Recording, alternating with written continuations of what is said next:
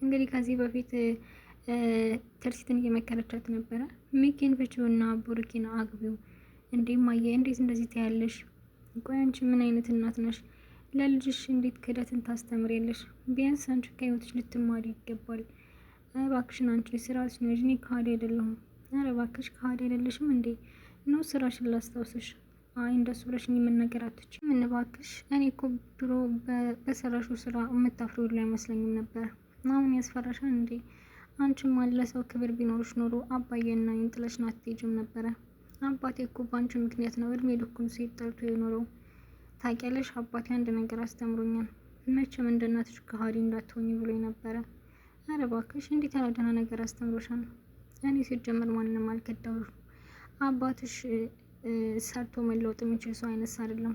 በዛው ባለበት ነው የሚቀጥለው። ለዛ ነው ትቼ የሄድኩትኝ።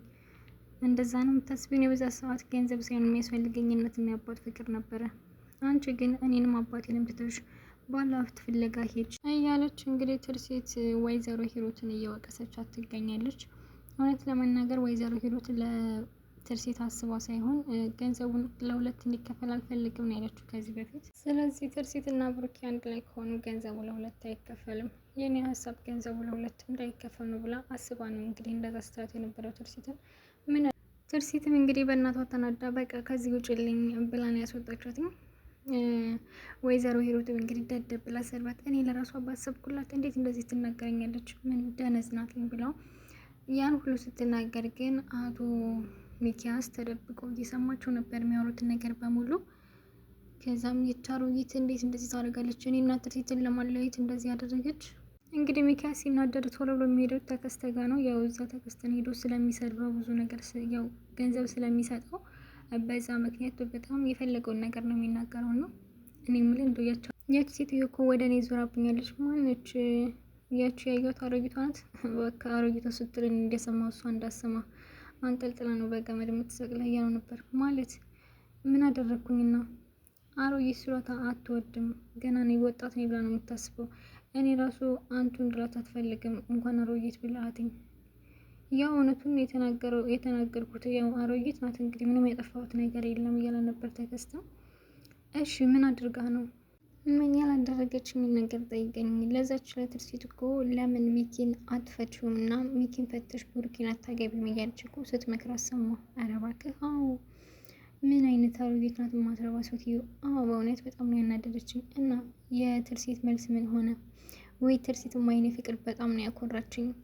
ያው ሚኪን በጣም ስለማፈቅረው ልፈታው አልችልም፣ ከዚህ ሂጂ ብላ አመናጭቃ ነው ያባረረቻትኝ እያለው ነበረ። አረ በጣም ደስ ይላል። እንደዛማ ከሆነ በጣም ነው ደስ የሚለው። ስለዚህ ቢራ እንጨምር፣ ለዚህማ ቢራ ያስፈልጋል ምናምን ሲል፣ አረ ችግር የለውም ከሱ የተሻለ ነገር ነው የምናዘው። ግን በመጀመሪያ አንተ የምጠይቀው ጥያቄ አለኝ። እሺ ጥያቄው ምንድን ነው ንገረኝ። ቆይ አንተ ከኛ ቤት ምን እያደረግክ ነው? እንዲህ ሚኪ ደግሞ ምን አደርጋለሁ? ያው ሾፌር ነኝ እንደምታውቀው፣ ምን እንደማታውቅ ትሆናለህ። እኔ ከዛ ቤት ያስገባው እኮ ወሬ እንድትለቃቅምልኝ ነው እንጂ ለሹፍርና ብዬ አይደለም። እስካሁን ከገባው አንስታ አንዲት ወሬ አቀብላኝ አታውቅም። ያው ሚኪን የምን ላድርግ ብለህ ነው? ከኔ አጠገብ ሲሆን ምንም አይነት ወሬ አያወሩም። እንዴት ነው የማያወሩት? አፋቸው በብላስተር ታሽጓ እንዴ የማያወሩትኝ?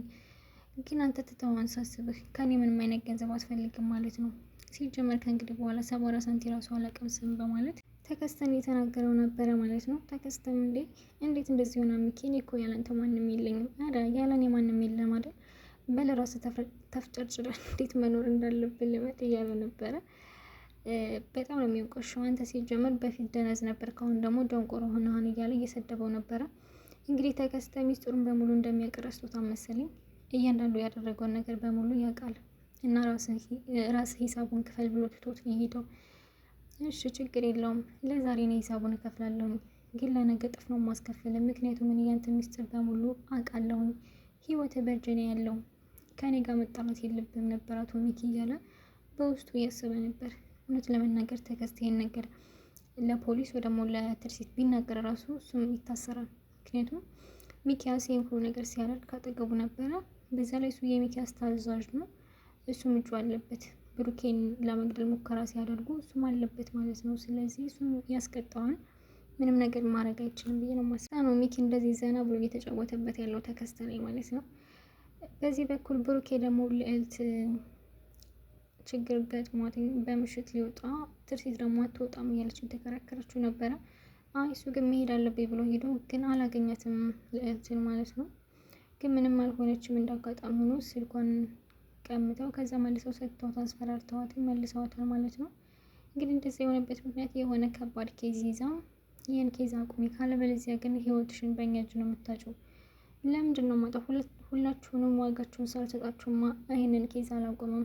ለሁላችሁም አስፈርድባችኋለሁ። እኔ በገንዘብ የምታለል ሆዳም አይደለሁም።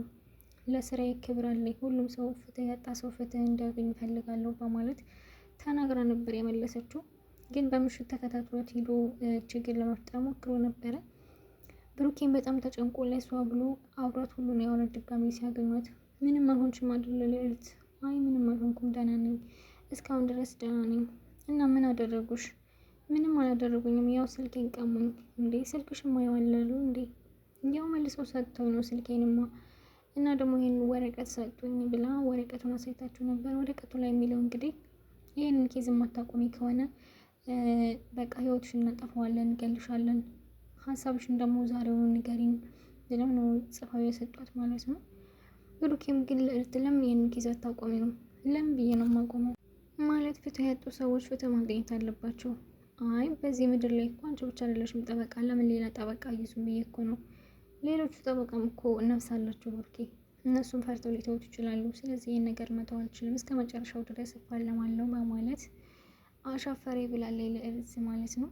እሱም እንግዲህ አብሯት ነው የሚገኘው ላይ በቃ ማታም ስትሄጂ እኔ እሸኝሻለሁ ብሎ ወደ ቤቷ ሸኝቷት ነበር። ወደ ቤት ሄደው ትርሲትም እንዲህ ብሩክ በጣም አስጨነቀኝ እኮ አይደል? በጣም አስጨነቅሽ፣ በጣም ይቅርታ፣ ያው በማይመለከትሽ ነገር እንድትጨነቅ ያደረግኩኝ። አረ ችግር የለውም። እሺ ልጅቷ እንዴት ሆነች? ያው ደህና ናት፣ አሁን ከቤት አድርሻት ነው የመጣሁትኝ። ግን ያው እስካሁን ድረስ ምንም አይነት ነገር የለም፣ ምክንያቱም ምንም ያስተማመን ነገር የለም፣ ድጋሜ ችግር ሊፈጥሩባት ይችላሉ እያለት ነበረ። ወይ በጣም ከባድ ነው ብላ ወደ እነ ሚጣ ክፍል ሄዶ ነበር ብሩኬ።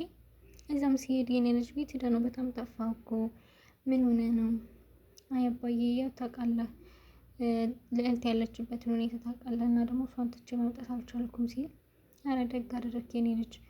እንደው እንዴት ናት? አሁን ሰዎቹ እየተከታተሏት ነው እንዴ? እሱማ እኔም ታዩ ብላት ልታው አልቻለችም። ግን እስቲ እንግዲህ የሚሆነውን እናያለን። አረ በጣም ጥሩ ነው፣ አንተ አብራት ካለች ችግር የለውም ምናምን እያለ ነበረ ጋሽ። ማርታ ደግሞ በዛ በኩል እየተናደረች ትገኛለች። ምክንያቱም ብሩኬን ስለምትወደው ከማርታ አባቷም እንግዲህ ምን ሆነች ነው ግን የኔ ልጅ ሰሞኑን ዝም ብለሽ ነው የምትቆጪው? በሆነውም ባልሆነውም በጣም እየተቆጣች ነው። ግን ታውቆሻል እንዲ አባዬ ምንም እኮ እኔ እንደ ድሮ ነኝ።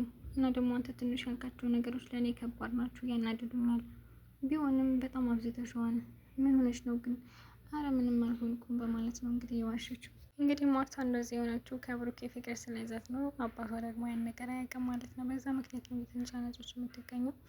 ወይዘሮ ሂሩት ደግሞ በዚህ በኩል ሚኪያስን እኔ እናንተ እንስማማ ማለትም ቆይ እንዴት ከጀርባዬ እንደዚህ አይነት ነገር ታደርጊያለሽ ብሎ ጥያቄ ሲያቀርቡላት ምን ማለት ነው ደግሞ ምን አደረግኩኝ?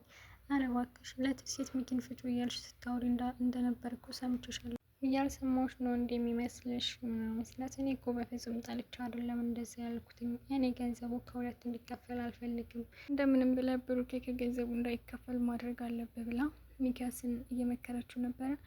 ሚኪም አልስማማም፣ አንቺ እኔ ጋር እንደምትሰሪ በምን ላምንሽ እችላለሁ? እሱማ የተመቻቸ ነገር ካገኘው ሀሳቤ ሊቀየር ይችላል። በዚህ ምድር የማይቀየር ነገር የለም። ግን እኔ ልክ እንደ ጆከር እየኝ አንተ ካዋጣኝ እሰራለሁ፣ ከአንተ ጋር ካዋጣኝ ሰው ጋር ነው የምሰራው በማለት እንግዲህ ሚኪያስን እያወራችው ነበረ። ሚኪያስን በጣም ተናዶ እኔ እንደውም ከአንቺ ጋር በአንቺ ሀሳብ አልስማማም፣ ከአንቺ ጋርም አልሰራም፣ የፈለግሽውን ነገር አድርጊ ብሎ ነው ትቷት ሄደው። እንግዲህ ውዶቼ በክፍል 17 ይመስላል። በክፍል 18 እስከምንገናኝ ድረስ ጨርሰን